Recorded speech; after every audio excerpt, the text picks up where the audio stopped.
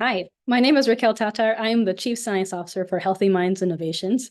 Welcome to this episode of the We Hear You series, an episode where we get to read through some of the app reviews that we receive every day and we get to read every day and actually respond back to them. It's always such a pleasure to get to see these reviews, and they often have helpful suggestions that we're able to incorporate back into the Healthy Minds program app. They motivate us and they remind us of why we are doing this work and why this work continues to be important, but we don't often get a chance to respond back to them. So we wanted to take some time to actually give some answers to some of them.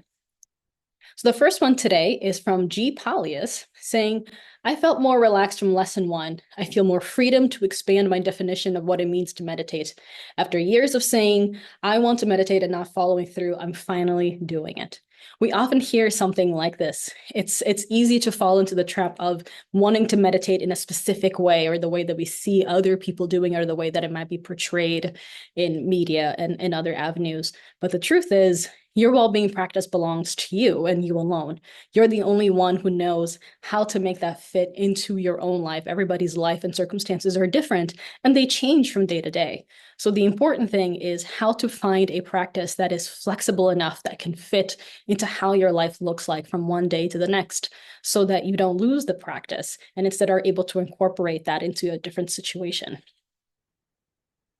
The second one comes from Rajesh Baskaran. This app is beyond brilliant. It shows you how you can lead a beautiful life by fully integrating your mind with whatever is happening.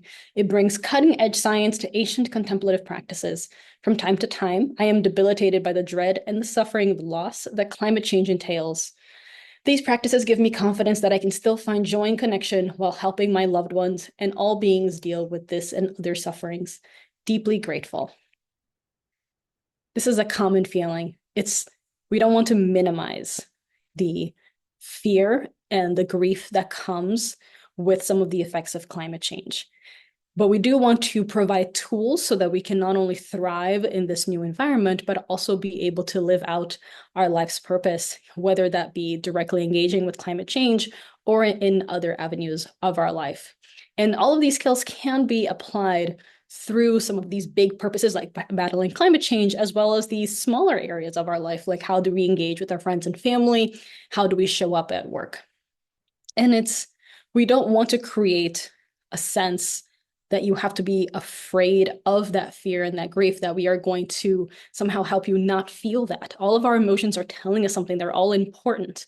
And part of a well-being practice, part of a healthy and well-rounded well-being practice, is incorporating that back into our daily life and our daily experience, and letting that feeling come and then letting that feeling pass and not getting trapped by it.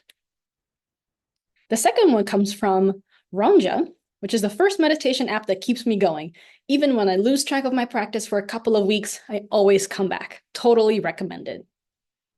I love comments like this because this is something that we see in habit formation all the time. This is part of the scientific literature. We know that whenever you're creating a new habit, such as a well-being practice, your motivation is going to ebb and flow. There will be hard days and easy days. There will be times in your life where it's really easy to keep a practice like this and do a little bit every day, and other times where it's really hard.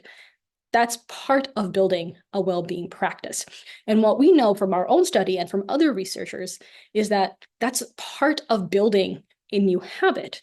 If you're able to not judge yourself and to meet that loss or that change in your practice frequency with curiosity and figure out what are some of the factors that might have impacted you from being able to continue that practice. Maybe you got particularly busy. What happened those weeks? How can you modify strategies so that you're still able to fit it into your life instead of judging yourself and denigrating yourself, so that then you feel guilty and you don't want to come back because it's hard to keep something consistent? Then you're actually able to build something long term. This is a journey. You'll go forward, you'll go back. It's not linear. It's much more of a dance. And it's just how we're going to go through this and be able to build a wonderful and a resilient well-being practice. Our next review comes from Lilia. It says, thank you. I love this app. Thank you for creating this app. I still can't manage the anxiety well, but now I can recognize it, accept it, and try to manage. I start to believe in myself. We see this a lot, and we see you.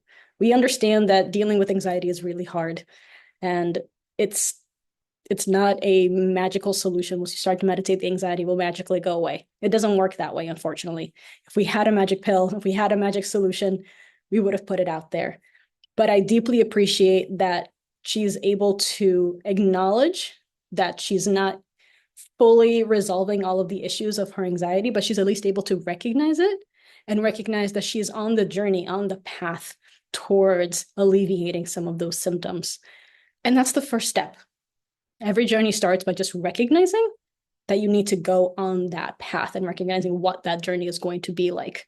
That is the first step in building a well-being practice, is recognizing that well-being is a skill that can be trained, that can be practiced, that can be improved, and recognizing that building that practice, it follows a series of steps, and there is ways that you can engage with it. But it just starts with recognizing that this is something that you can address. You are not lost and mired in this anxiety, in the loss of this well-being practice. You are able to address this. I see comments like this and it gives me a lot of hope, knowing that we have a lot of agency, even when it feels like our own mental health is against us sometimes. The next one comes from Julie Moncada. I found this app to be an amazing tool. It feeds both my curiosity about the science behind human behavior and my quest for peace of mind and wellness in general. I love when we get to see feedback and comments that tap into people's curiosity. As a scientist myself, this is exactly what drew me to the science of well-being, is this interminable curiosity about ways in which we can improve our well-being and ways in which we can assess it and we can measure it in the wild and outside of the lab. And I love when we get to see people who are facing their well-being practices with curiosity and trying to learn more about themselves. This is one of the skills that we try to teach in our courses and in our apps, is how can we look internally and look at ourselves and our feelings and our thoughts, not with judgment, which is so easy to do, but with curiosity. We are who we are. Our pasts and our present and all of our context build who we are. And if we look at those building blocks with curiosity, we might start to realize ways in which we can rearrange them to build the new brain that we want to have and the new life that we would like to have. And finally, this last review comes from EL. I came upon this after the creator gave a talk to a meditation symposium. Fantastic app. It seems to work so far.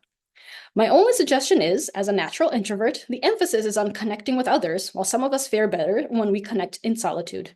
Personally, too much human interaction depletes my energy, while solitude restores it. I wonder how we can incorporate that style into the content. This is amazing. We love getting feedback like this because it does actually help us realize ways in which we can change our content. As an introvert myself, I completely see where this user is coming from. I often have to recharge when I've spent a lot of time with people and a lot of time engaging, and because I try very hard to be fully present during those interactions. So I can find it depleting, and I do need that time by myself as well. And what I found is that there are ways to still engage in connection practices and connection activities, even when you are by yourself.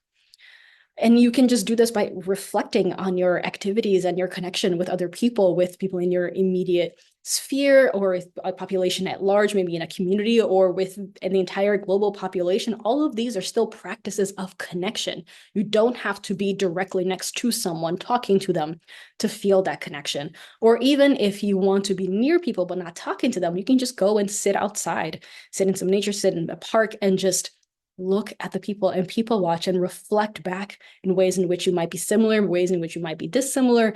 How are we all connected? What are ways in which our lives intersect, and how might we be connected to people who are near us or far, still here or not here anymore?